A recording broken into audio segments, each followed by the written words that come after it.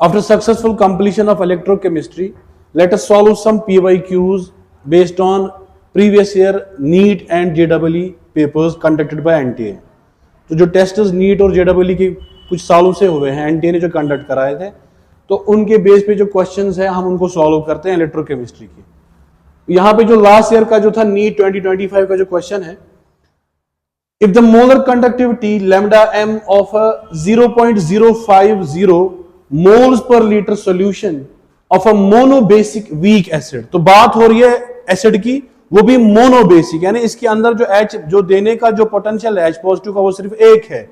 और हमारे यहाँ पे जो बेस्ट नोन जो एग्जांपल है वीक एसिटिक एसिड की बात होती है CH3COOH, it's a monobasic acid. तो आप समझ लीजिए इसकी बात हो रही है, तो उसका हमारा कॉन्सेंट्रेशन देके है, सो इट इज 0.050 और जो मोलर कंडक्टिविटी है वो कितना दिया है 90 साइमंस सेंटीमीटर स्क्वायर पर मोल।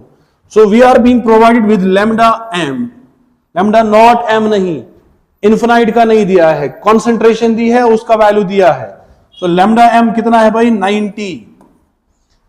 देन क्या बोल रहे हैं कि इसका जो डिग्री ऑफ डिसोसिएशन होगा, so we are being asked to get degree of dissociation will be, हाँ अज्यूम जो कैटायन है उसका जो लैम्डा एम नॉट है वो है 349.6 और जो एनायन है वो है 50.4। चले मैं एसिटिक एसिड समझता हूं। So acetic acid we all know, acetic acid का जब डिसोसिएशन होता है भाई तो ये टूट के बनाता है acetate ion and H positive ion. तो ये आपका कैटायन है, ये आपका एनायन है, दोनों आयन्स का वैल्यू देके हैं। तो टोटल अकॉर्डिंग टू कोहलरॉशेस लॉ जो total molar conductivity eight infinite dilution जो होगा, जो इसका पूरा लैम्डा नॉट एम होगा, इन्फिनाइट वैल्यू जो इसका होगा वो होगा इन दोनों के सम के बराबर, कैटायन प्लस एनायन। तो हमने क्या करना है, इन दोनों को ऐड करना है। अब देखिए यहां कैलकुलेशन बड़ी सिंपल है, हमें लग रहा है भाई पॉइंट्स में है पता नहीं क्या क्या है, सीधे देखिए 349 है और ये 50 है, 349 और 50 कितना होता है, इट्स 399।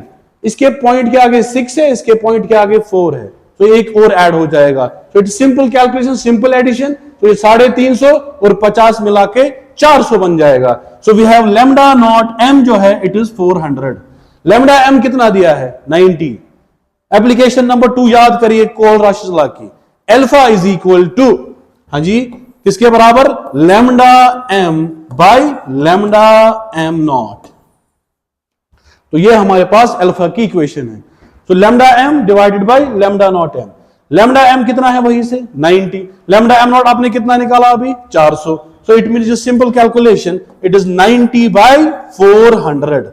अब अक्सर उसके बाद हम परेशान हो जाते हैं, सर अब कहां इसके आगे जाएंगे, कोई मसला नहीं है, 0 0 कैंसिल हो गया, तो हमारा यहां पे 9/40 आता है। सो 9/40, सॉरी 9/40 करना है हमें, विल गो फॉर कैलकुलेशन। तो 0 पॉइंट यहां 90 आ जाएगा, 2r 40 इंटू 2 इज 80, देन 10, तो उसके आगे और एक 0 लगा दीजिए 40 को इंटू करके, तो 2 के आगे जाएगा आंसर। तो 0.22 वाला एक ही ऑप्शन है जो ऑप्शन नंबर ए है, तो इसका आंसर ए है। सो नीट 2024 का क्वेश्चन जिसमें कैलकुलेशन थी, लोगों को लगा बहुत डिफिकल्ट क्वेश्चन है, तो क्वेश्चन में सीधे पूछ रहा था ये about mass of copper that can be deposited when a current of 9.6487 amperes is allowed to pass into the solution for 100 seconds.